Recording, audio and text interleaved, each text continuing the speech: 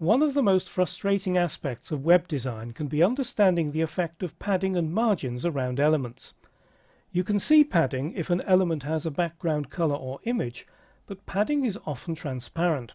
Margins are even more problematic because they're always invisible, and adjacent vertical margins collapse. That's where Dreamweaver's CSS Inspect mode is invaluable. To turn on Inspect mode, you must first be in Live View. So let's click the Live button. And as soon as I click the Live button, two new buttons appear in the document toolbar. The first one, Live Code, opens Split View and shows the output of dynamic code such as JavaScript or PHP. And the second button, Inspect, turns on Inspect mode. But before I do that, I want to point out that Dreamweaver CC has in fact two Inspect modes, Reverse Inspect and Ordinary Inspect. Reverse Inspect is also called Live Highlight, and earlier in the course I turned off Live Highlight, so let's turn it back on again. Open the Live View Options menu and then toggle Disable Live Highlight. That brings it back on again, and if I click in this heading up here and then select the H1 in the selectors pane, I get some blue highlighting, and if I select the next selector, H1, H2, H3, that blue highlighting is still there because it's an H1 element, and I scroll down and it identifies the H2 element here and the H3 elements further down. Using Live Highlight as a reverse inspect mode is extremely useful when you're working with an unfamiliar web page and you need to know which elements are being affected by particular style rules. But this highlighting tends to get in the way when you're actually styling a web page, so that's why I turned it off, and I'm going to turn it off again. Now I'm going to turn on Inspect mode by clicking the Inspect button, and as I begin to mouse over the page, I get that blue highlighting around the element, but I also get this purple highlighting, and purple highlighting indicates padding. And at the bottom left of the element I get a tooltip which tells me it's an article element with the ID intro, that it's 1200 pixels wide and 258 pixels high, and that 258 pixels includes the padding. And if I continue moving my cursor, I then get different highlighting. This time it's highlighting that heading, and the yellow indicates margins. The tooltip tells me that it's an H2 element and that it's 700 pixels wide and 34 pixels high. That 34 pixels does not include the margins.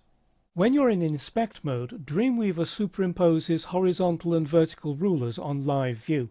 It also draws horizontal and vertical lines to those rulers so you can read off where the element is in the page. And as I continue moving down the page, it keeps on highlighting the different elements. What I want to do is to go down here, and I've now highlighted a list item. If I move to the left there, I'm now highlighting a link. Sometimes it's not always easy to select the element that you want, so you can move up the hierarchy by pressing the left arrow key. If I press the left arrow key once, I select the whole of the list item. If I press it once again, I then get the whole of the unordered list, and the yellow on the top and the bottom tells me the margins, and the purple on the side tells me the amount of padding that I've got.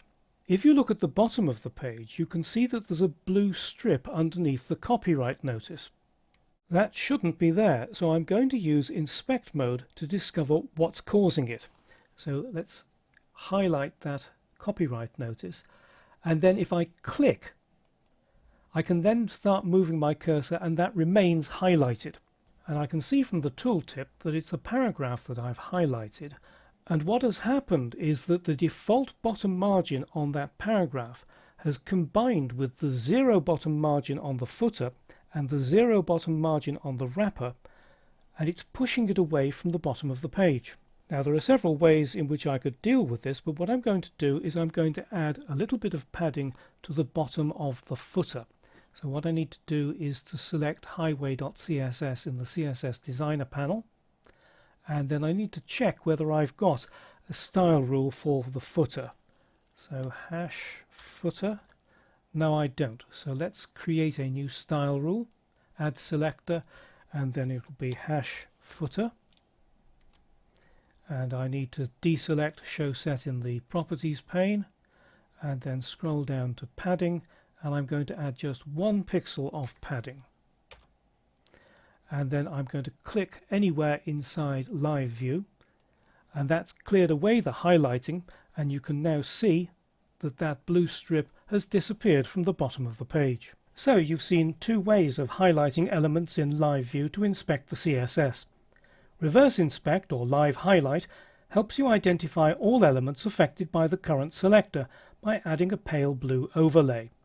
Inspect Mode, on the other hand, highlights only one element at a time, showing the element itself in pale blue and highlighting padding in purple and margins in yellow.